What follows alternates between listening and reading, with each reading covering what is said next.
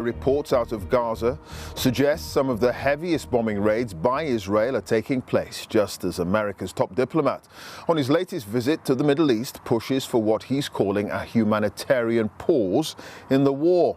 Now, Antony Blinken has been meeting with Palestinian Authority leaders in the occupied West Bank who want nothing less than a full ceasefire, something America rejects. The Hamas-run health ministry in the territory says more than 9,700 people have been killed in airstrikes so far, including at least 45 in an attack on a refugee camp overnight.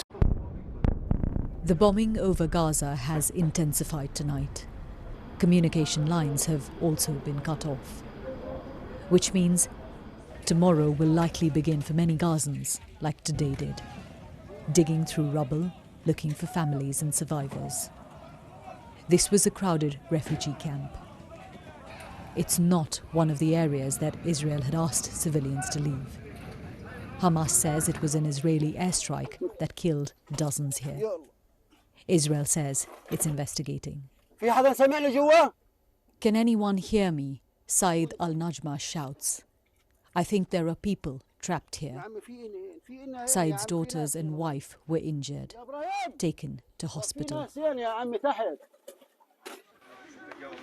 For weeks, Muhammad al-Alul has taken photographs documenting death and loss in Gaza. Today, they've become a permanent part of his life. This is his son. I've lost all my children except one. I've lost my only daughter.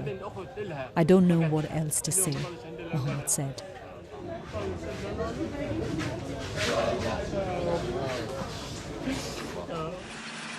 Israel says it's made advances in Gaza, effectively dividing the Strip into south and north.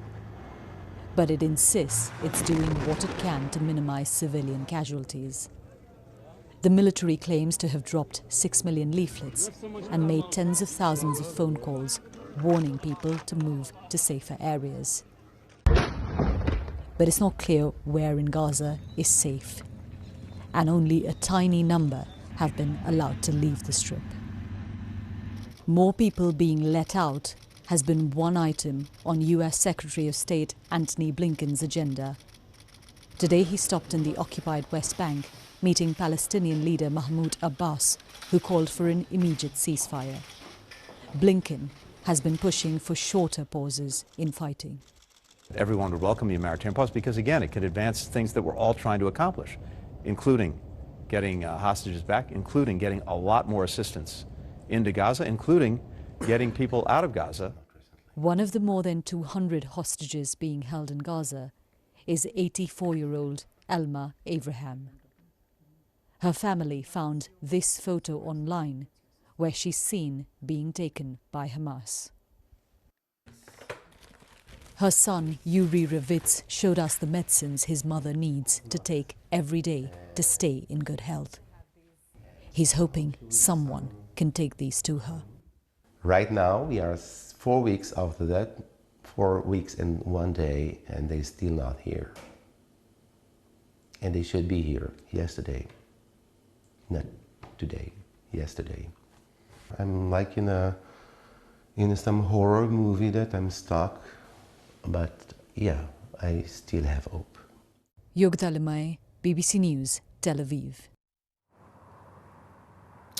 The continuing tragedy on both sides of this war. Well, you heard Yogita there talk about this claim by Hamas that an Israeli airstrike hit a refugee camp in Gaza overnight on Saturday. Well, Al-Maghazi camp is located in the center of the Strip, south of Wadi, Gaza, in a part of the territory where civilians had been told to move to avoid the fighting much further north. Well, Rushdi Abualouf has traveled to the area and he sent us this update.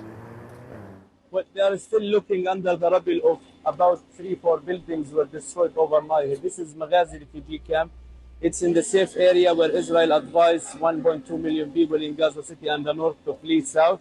This is safer, but this destruction is in the safe area where about 50 bodies already recovered from this airstrike, and many others are missing.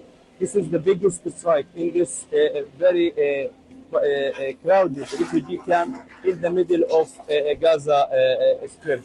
The people are fleeing south because the fighting is intensified around the Gaza City and the north, where Israel is started this ground operation. 5 different battles are going on there. Overnight, Israel issued another warning for the people, asking them to leave Gaza City and the north and to come here. Rushdi Abualouf among the rubble there in Gaza.